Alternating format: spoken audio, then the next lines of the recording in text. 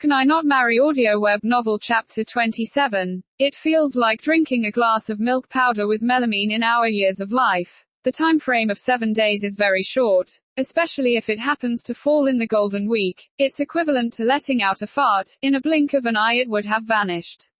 But for our poor actress Du Lacey, it was an extremely tough 7 days. Every minute she was awake she suffered the president's oppression. Even when she was asleep, there was no exception. When Du Lacey dreamt and elated numbers of $100 bills, the president would suddenly fall from the sky. His slender fingers would stare at the $100 bills in her hands and say, "I want to deduct your wages." When Du Lacey stared at the money in her tight grip, the $100 bills have all turned into $1 notes. With a gust of the wind the entire sky was filled with notes floating messy in the breeze. Reaching out to seize the money, Du Lacey accidentally fell down from the bed and woken from that horrible nightmare. But she would rather not wake up, because at least the president she dreamt about wasn't real, and the one she saw while she's awake was genuinely real, dripping with blood. "What are you doing?" the president asked while crouched beside the bed, staring at Du Lacey, who fell and ended up with a twisted face. The corner of his eye seems to contain a smile.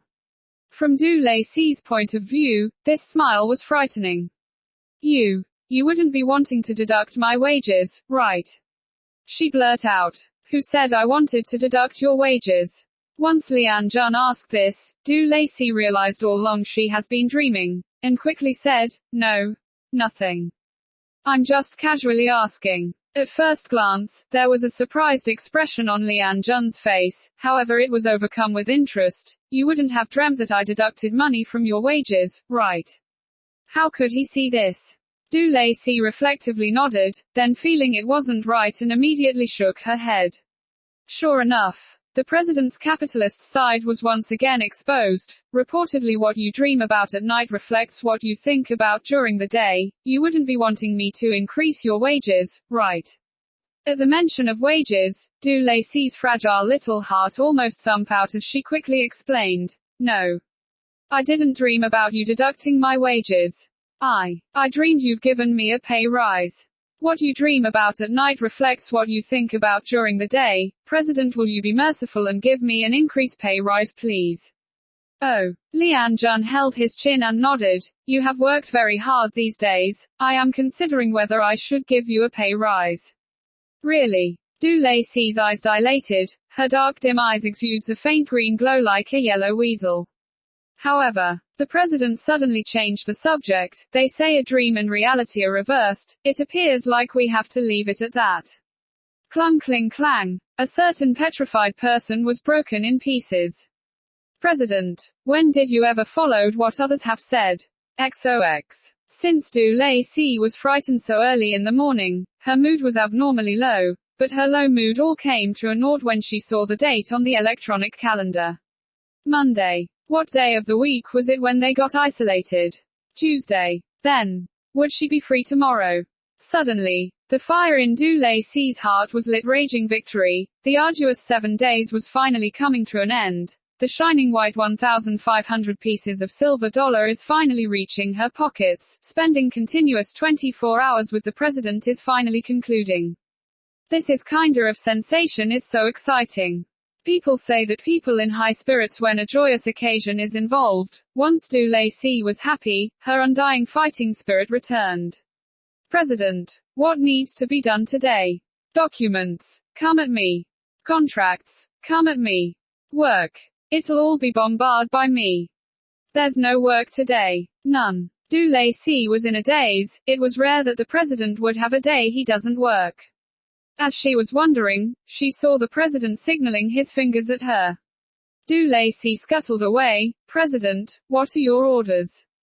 "There's no work, but there's something else you need to do." "What's is it?" "Fix my boredom." Quote ellipsis quote. Du Lacey was in silent for 2 seconds. "President, I'm an entertainer but I do not offer sexual services." "Wages. Sell. I'll sell everything." So, during the 7th day of isolation, Du Lacey, who has been busy helping the president nearing to completion of the contract, also from a worker that didn't offer sexual services transformed into a personal assistant that didn't offer sexual services. A personal assistant's first job was to accompany the president to play cards. Can you be more serious? Lian Jun said, very dissatisfied while holding the cards within his hands. President. Injustice ah. Du Lacey sounded like a tearful cattle. It's not that she wasn't playing cards seriously, it's just that the president's card skills are too strong. Winning every round, how can a mere shrimp like her endure this? You can't be like this. Lian Jun said, how about this? If you win one round, I'll add $100 to your wage. Asterisk oh asterisk. Du Lacey's fatigue eyes suddenly shone brightly. Fortunately, she is not blinded by money, because very quickly she figured something was amiss from the president's smiling eyes. You wouldn't deduce $100 if I lose one round, right? No. Lian Jun shook his head, I will only deduct 50. Will it be all right if I don't play? Of course you can, but since you're absent from work, I'll be deducting $1,500. T therefore, gambling can kill a person. With so much toil, Du Lacey worked hard for 6 days, to make the $1,500. After 30 rounds of card games, she unexpectedly came to a total loss. She almost even lost her underwear.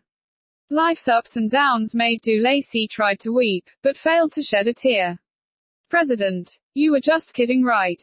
Du Lacey asked energetically. Do I look like I'm kidding? It doesn't appear so but. Her pair of hands were rubbing on her clothing. Didn't you say that dreams are reversed? In fact, this morning, I dreamt you deduced my wages. You believed in these sort of lies used to trick children. It feels like that drinking a cup of milk powder mixed with melamine. Who would have thought she would end up drinking such a chilling drink? In fact, Du Lacey wasn't wrong for believing a child lie, she was just wrong in the believing that a capitalist would also have humanity. She should have known that a capitalist's greatest pleasure was the toiling masses to drink one's blood after eating their meat, before adding 2 kicks. And throwing you into the pit. At this time, Du Lacey did not know whether to laugh or cry, at least the president didn't take her underwear back. Suddenly, Lian Jun's mobile phone rang. Hello. He placed down the cards within his hand before standing up to answer the call. The contract. Okay. Tomorrow. No problem. Is it? Looking at the president suddenly restored his boss's dignity, holding the phone with a serious expression. Du Lacey couldn't help but feel extremely frustrated. Look. What is a beast in human clothing? What is hypocritical? What is a refined rascal? There's a living being standing before her. She bet the person who called him didn't know that the president was a capitalist. In fact, that person is thinking of ways to drain the last drop of her blood. For crying out loud, she lay in the pit after being thrown into a toiling mass. Du Lacey shook her head from side to side and whispered, a pit of 10,000 corpses, a pit of 10,000 corpses. What were you saying? She didn't know when, but Lian Jun has already stood before her, starting at her with interest. Nothing. Du Lacey busily waved. Having the ability to understand him, she suddenly came to her senses. $1,500 was shining in the light. She has nothing to fear. So she simply stood up, placing her hands on her hips and patted her chest, saying, I said you're ruthless and greedy. Regarding her sudden abnormality, Lian Jun was a bit surprised, but his eyes immediately overcame with another layer of meaning. You're saying this, but where have I been ruthless and greedy? Suffering his stares, Du Lacey began to feel guilty, but once she thought of the millions of compatriots buried in a pit. She confidently said, you knew I couldn't play cards, yet you insisted on me playing. You also use the identity of the president to deduce my wages. You doing this is simply being a bastard, son of a bitch. After repeating these 2 words in her mind, Du Lacey began secretly scold herself. Du Lacey, you idiot. How dare you scold the president as a bastard? You really want to be scrambled like an egg. Sure enough, the president's eyes cast a layer of shadow over her. Say it again. Du Lacey tried to retreat backwards. Her feet touched the sofa and her ass sat down on it. How come you're not saying it? Lian Jun leaned forward. His hands were on both sides of the sofa. Her whole body was covered under his siege. Such a powerful aura. Du Lacey huddled in the sofa, her mouth felt dry, her heartbeat pumped rapidly before coming to a stop and she couldn't move. Say it. He leaned towards her, breathing on her face, and his sharp eyes were like two arrows blazing down, making one unconsciously hold onto their breath. Imminent in danger, just when Du Lacey thought she wouldn't escape death, the president's leisurely voice came, "This asshole intended to give you a pay rise.